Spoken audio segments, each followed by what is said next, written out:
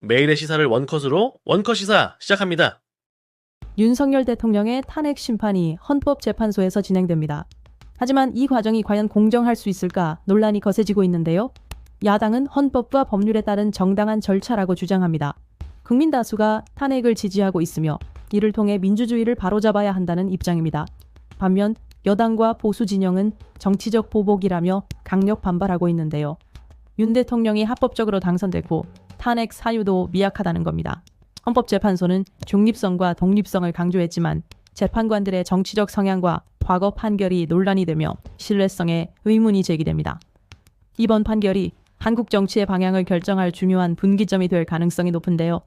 과연 탄핵 심판은 공정하게 진행될 수 있을까요? 여러분은 어떻게 생각하시나요?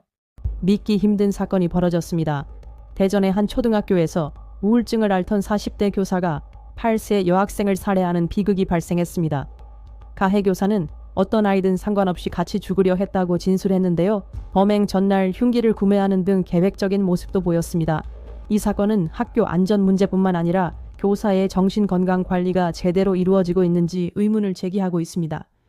현재 교사들은 병가 후 복직할 때 별도의 정신건강평가 없이 바로 교단에 서게 되는데요.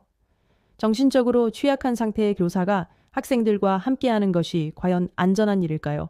교사들의 정신건강을 사전에 평가하고 위험 신호가 있는 경우 복직을 조정하는 제도가 필요하다는 목소리가 커지고 있습니다. 학교 내 안전을 지키기 위해 우리는 어떤 변화를 만들어야 할까요? 여러분의 의견을 댓글로 남겨주세요. 주 52시간 근무제가 한국 경제와 산업에 어떤 영향을 미치고 있을까요? 반도체 업계는 글로벌 경쟁이 치열한데 생산성을 유지하려면 근무 시간을 유연하게 조정해야 한다고 주장하고 있습니다. 조선업계 또한 숙련공 부족으로 인해 납기일을 맞추기 어려운 상황인데요.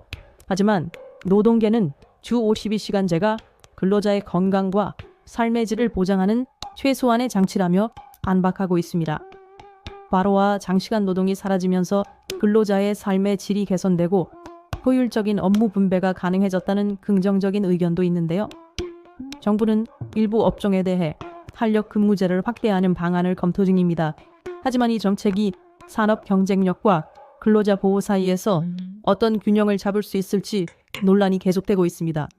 여러분은 어떻게 생각하시나요? 전세 사기, 남의 일 같나요? 피해자가 속출하면서 정부가 직접 나섰습니다. 바로 찾아가는 교육, 세입자들이 꼭 알아야 할 정보를 직접 제공하는데요. 전세 계약 전 반드시 확인해야 할 3가지. 첫째, 등기부등본 확인. 집주인이 진짜 소유자인지 체크하세요. 둘째, 전세 보증보험 가입. 보증금을 지키는 가장 확실한 방법입니다. 셋째, 시세보다 저렴한 매물주에 너무 싸면 의심부터 해야 합니다.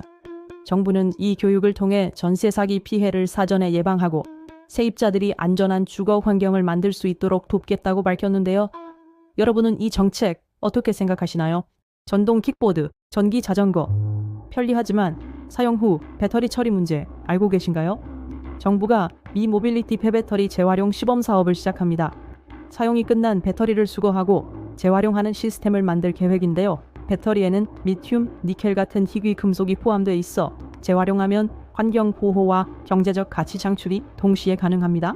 또한 배터리를 방치하면 화재 위험이 커지기 때문에 안전한 배터리 관리도 중요한 과제입니다.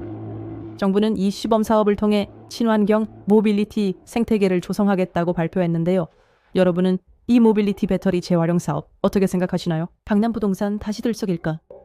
정부가 서울 대치 잠실 등 일부 지역의 토지거래 허가구역을 해제했습니다. 그동안 이 지역에서는 일정 규모 이상의 부동산 거래 시 허가를 받아야 했는데요. 이제는 자유롭게 거래가 가능해졌습니다. 부동산 시장은 2가지 반응을 보이고 있습니다. 긍정적 발언. 실수요자들이 쉽게 거래할 수 있어. 시장 활성화 기대. 부정적 반응. 규제가 풀리면서 다시 집값이 폭등할 가능성 우려. 정부는 이번 조치가 시장 정상화를 위한 것이라고 밝혔지만 일부 전문가는 투기 세력이 다시 몰려들 가능성을 경고하고 있습니다. 이번 정책이 부동산 시장에 어떤 변화를 가져올까요? 여러분은 어떻게 생각하시나요? 나레인드라 모디 인도 총리가 미국을 방문해 트럼프 대통령과 회담을 가졌습니다. 이번 만남은 미국과 인도의 협력을 강화하는 중요한 자리였는데요. 핵심 논의 내용은 크게 3가지입니다. 첫째, 반도체 산업 협력. 미국은 중국과의 기술 경쟁 속에서 인도를 중요한 파트너로 삼고 있습니다. 이번 회담에서는 인도 내 반도체 생산 확대 및 미국 기업 투자 유치 방안이 논의되었습니다. 둘째, 무역 및 경제 협력. 미국은 인도를 새로운 글로벌 생산 기지로 삼아 중국 의존도를 낮추려는 전략을 추진 중입니다. 셋째, 군사 및 안보 협력. 중국의 영향력이 커지는 가운데 특히 인도태평양 지역에서의 해군 훈련 확대 및 국방 기술 협력 강화가 주요 의제로 다뤄졌습니다. 이번 회담은 미국과 인도의 관계를 더욱 밀착시키는 계기가 될 것으로 보이는데요. 한편 중국은 이에 강하게 반발하며 외교적 대응을 강화할 것으로 예상됩니다. 미국과 인도의 전략적 협력 강화, 이것이 세계 정세에 어떤 변화를 가져올까요? 여러분은 어떻게 생각하시나요?